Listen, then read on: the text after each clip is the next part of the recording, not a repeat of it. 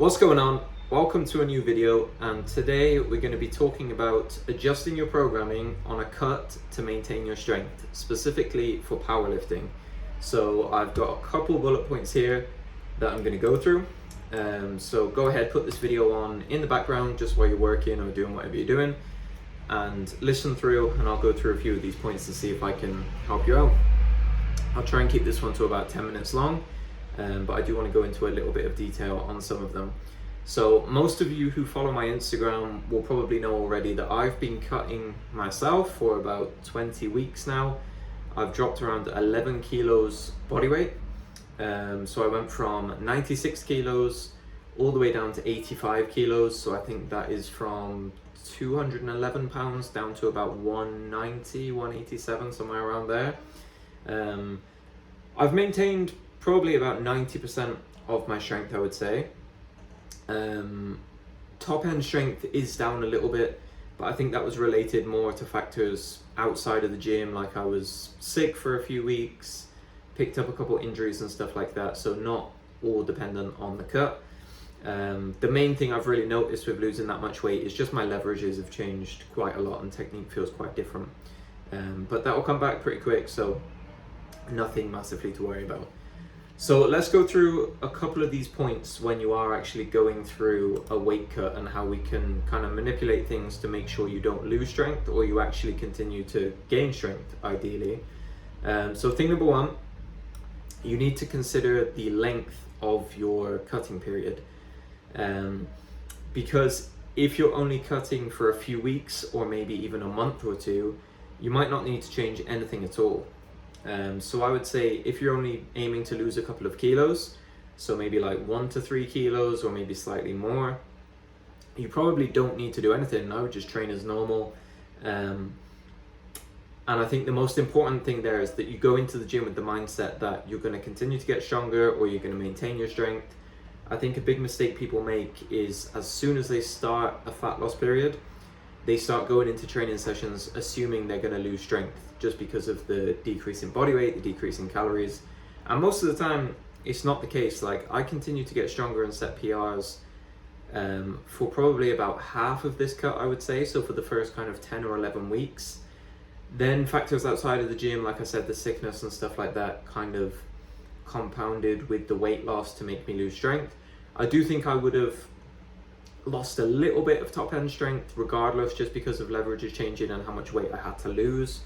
But yeah, that's going to be the main thing. So first off, consider the length of your cut. If it's a few weeks or just a couple of months, you're probably going to continue gaining strength throughout that, as long as your programming is pretty intelligent. So don't just assume just because you've dropped calories, that means strength is going to stop. The next thing you need to think about is how lean you're actually going to be getting. So it really does depend on the person. So for myself and some of my clients, I advise them to try and get as lean as they possibly can before bulking. So this is if you've got goals of both strength and physique related goals. So I would recommend that you cut down to as lean as you can at a point at which performance starts to suffer. So for me right now, performance is starting to suffer around 11% body fat. So that's when I'm going to kind of rein things in, bring this cut to an end and start to increase calories. For you, it might be 15%. For someone else, it might be 8%. It really just depends. And you are going to have to consider that during your cutting period and what you do with your programming. So if you are aiming to go through an extended diet like I have, and you're dropping from, so I think I started around 20% body fat and I've come down to 11% or so. Obviously, that's going to be a longer cut. That's going to mean you might have to adjust training a little bit just because of the period you're in a deficit for. Whereas going from 20% to only 15%, again, you're probably not going to have to change too many things. So yeah, just kind of consider what that end goal is and try and be a bit realistic. Because if you are going through an extended cut and you've got a lot of body fat to lose, then you probably are going to have to adjust your training workload. Maybe some of the other things I'm going to discuss here, like frequency and exercise selection and stuff like that. So yeah, just get those two things kind of straight in your mind before you kind of commit to this fat loss period. So some of these are a bit more closely related to what you actually need to do with your programming during the fat loss phase. So first off, let's talk about volume needs and how much volume you should be doing. So if you look at like scientific studies and research and stuff like that, there isn't really a clear answer. Some research shows that lower training volumes might be a little better just because you don't have the calorie resources there for your recovery. My opinion on this is the volumes you were doing during your bulking period are unlikely to be suitable for you when you're losing weight. So let's just use an example. Let's say you were doing 15 sets of squats per week during a bulk to make progress. When you're deep into a fat loss phase, it's not very likely that you're going to respond and adapt the same to that level of volume whilst you're losing weight, in an energy deficit, not eating as much food. It's just, I think it's just, it's kind of common sense to put it that way. While bulking, obviously you've got an energy surplus. That's kind of your insurance policy that you can do a lot of training and recover from it. When you're in a deficit, you probably don't need to do quite as much. Now, that doesn't mean you need to cut your volume in half as soon as you go into a deficit, but it probably is going to slowly taper down throughout the deficit the longer you're in your cutting period. So, for example, for me, my training has stayed basically the same through my entire cut in terms of volume, until I would say probably around the last 3 or 4 weeks. So this past month has been when my recovery hasn't felt as good. So I'm feeling a little bit more tired. My energy is just a little bit lower. In the gym, I find that volumes I was doing in my bulk are tending to beat me up a little more. So I'm getting more aches and pains and a bit more fatigue. So yeah, training volume, generally I think it is a smart idea to taper it down a little bit as you get deeper and deeper into the deficit. Don't cut it too soon, because it is important that you do enough to maintain muscle mass, to maintain performance, but you probably don't need to do quite as much as you were doing in your bulk. And I think it's fairly well established that you don't need to do as much training to maintain muscle and strength as you needed to do to initially kind of develop it. So keep that in mind.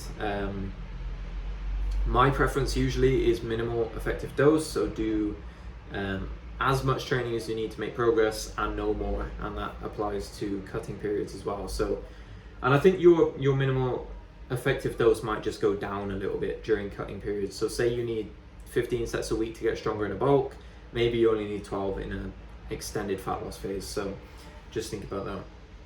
Next one is frequency, and by frequency I mean days per week of training and days per week of training the squat, the bench press and the deadlift for powerlifting. So first off, frequency. Through most of my cut, I trained at my normal frequency, which tends to be 4 to 5 days a week. I usually have 4 strength sessions, and then I'll have 1 kind of bodybuilding day. But I did actually find about halfway through the cut that I preferred higher frequencies. Now that might sound counterintuitive, training more often during your cut, but the reason I did that is because I was finding it quite difficult to get through long, hard training sessions whilst in a deficit, just because naturally energy is lower, body's getting beat up a little bit more and not tolerating the training quite as well. So what I was preferring to do was to break my 4 sessions up into more frequent sessions through the week. So at the moment I'm training 6 days a week. So instead of 4 long sessions and 1 bodybuilding day, I had 6 kind of moderate sessions spread out a little bit more through the week. And I found that performance was better. I was able to kind of better tolerate the volume and recover from it. And just generally didn't feel as beat up. I think just because I wasn't in the gym for as long per session. And something related to that as well, towards the end of the cut I did find that I was getting very hungry during my training sessions, and that was kind of just distracting and kind of limiting my performance. So again, breaking up those sessions, making them a little bit shorter, just made it easier to get in and out of the gym and to eat a bit more frequently. So you might want to consider that. In terms of SBD frequency, how often I was training those lifts, that didn't really change too much, But I did find that, so in the past, for example, I trained the squat 3 times a week. I low bar squatted 3 times, and all of those 3 sessions were relatively heavy, had some kind of top set, but during the cut I needed to kind of taper one of those slots to be a little bit lower intensity, lower volume, just simply because as my leverages changed, I was taking on more fatigue per set from those lifts. So for example, squats were just beating me up way more, my back was sore, my hips were sore, so I had to not reduce the frequency, but kind of adjust the volume per session and the intensity, just so I could tolerate it a little bit better. But for some of you, you might need to reduce frequency just a little bit once your leverages do change, especially if you are losing quite a significant amount of weight. Session duration, yeah, I covered that in frequency, so you might want to consider shorter training sessions. That may mean cutting out some accessory exercises or some of your kind of bodybuilding work. You might want to scrap some of that during the cut, and I can get into that in a bit more detail here when we talk about exercise selection. So yeah, like I said, for me, the past month or so during this cut, I have kind of ditched some of my bodybuilding work or some of my accessory movements. And it might sound counterintuitive to say, oh, I'm cutting and I'm dropping out bodybuilding work and accessory lifts. But you have to consider that you only have a certain amount of recovery resources available to you. And when you're in a cut, those resources are even more limited. So instead of trying to do a ton of different things, all your powerlifting work, your accessory work, your bodybuilding, cardio, all of those things, I think you want to try and kind of concentrate your stress on more limited things, which would be, for a powerlifter, obviously the squat, the bench, the deadlift. So most of my training at the minute is literally squat, bench, deadlift, close variations, and a couple accessory exercises here and there. And for me, I think that's enough to maintain the muscle mass I have. And then I've cut out kind of a lot of arm work, ab work, that kind of thing. I was doing it for the majority of the cut, but it's just kind of the last 2 to 4 weeks I've dropped some of that stuff out, just to maintain my performance, because ultimately we are powerlifters and I care more about SBD performance than I do my physique. Also, one final thing on exercise selection, I think as you get towards the end of the deficit, it's also important to consider the exercises you are doing. So for me, I've become a bit more specific, so I've got less variation in my training. So instead of doing a lot of, like, I don't know, squat with bands or chains or different grips and stuff like that, I've kind of narrowed my specificity as I've got deeper into the diet, just because, like I said, my leverages have changed quite a lot. And for me to maintain my skill on the squat, the bench, the deadlift, I feel like I need a bit more frequent practice. I need to limit the variations. I need to be doing the competition lifts a bit more closely and a bit more often. Otherwise, they just feel off. Because my belt isn't fitting me properly, I don't have my stomach there for that rebound at the bottom of the squat. When I'm setting up for the deadlift, my stomach obviously isn't pressing against my thighs, so my setup is a little bit different. It's more difficult to sink the bar into my chest on the bench press, just because I don't have as much mass there right now. So that's another thing to consider as well. And for your accessory work, you might want to consider also using kind of lower stress or lower fatigue variations. So instead of doing another deadlift variation, for example, you might want to just jump on a machine, or instead of doing another low bar squat, you might want to just jump on a leg press or something that doesn't beat you up quite so much. But you're going to have to find a balance of doing enough work on the competition lifts to keep your performance and to keep technique where it is, but not so much that you can't recover from it, especially with the calorie deficit. And the last thing I'll quickly go over, because I can see this video is going on 15 minutes and I want it to be done in 10, is cardio. So during this cut, I have done cardio twice per week, the whole way through. Both sessions have been 30 minutes on the treadmill, doing an incline treadmill walk, like a 6 out of 10 difficulty, so a pace I can kind of keep up a conversation. So yeah, twice per week. It doesn't interfere with my weight training, my strength training at all. I usually do it on an off day, so it was a Wednesday and a Saturday or Sunday, or I would just put it at the end of a training session if I didn't have too much time. I did do some high intensity interval type stuff a couple of times. So sprints on the bike or some sled pushes, and I did plan to do it more through the deficit, but I was just very busy outside of the gym, quite high work stress, and I didn't want to add in more fatigue that was going to kind of interfere with squat, bench, deadlift performance.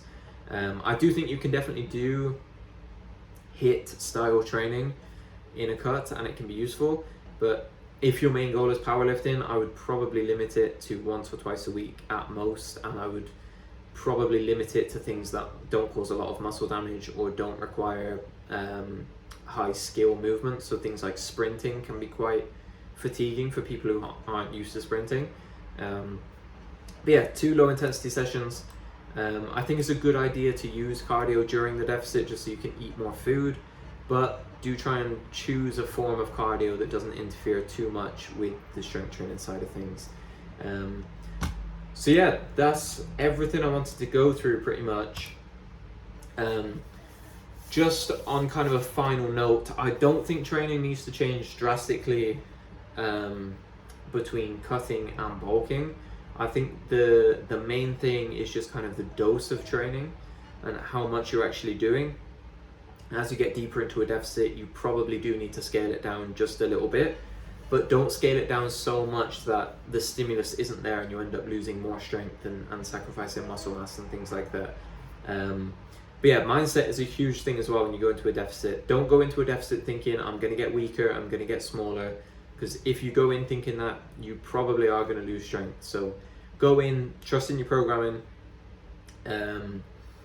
One final thing I will say as well is you might need to kind of adjust your expectations from week to week a little bit, purely because when I'm in a gaining phase, I go in and each week my top set performance or my singles, like my 1 at 8 each week, they go up every single week. They go up 5 kilos, 10 kilos, and it feels nice to have that momentum going through a training block. When you're in a cut, it might not go up week to week, or it might stay the same. It might even slightly go down, just because your energy intake is low, your leverages are changing and things like that. So don't be disappointed if you go in and numbers haven't gone up how you expected them to, and how you have kind of become accustomed to on your bulking periods. Try and look at the bigger picture and understand that this fat loss phase is temporary, and that you might not make the same level of progress that you were in your bulk. But yeah, if you have any questions or anything, post them in the comment section down below. If you want to see more posts on nutrition for powerlifting, programming for powerlifting and things like that, go ahead, follow me on social media. I'll put some links down below to Instagram, TikTok and things like that. Drop a question in the comment section if you need help with anything else. But yeah, I'll catch you all next time.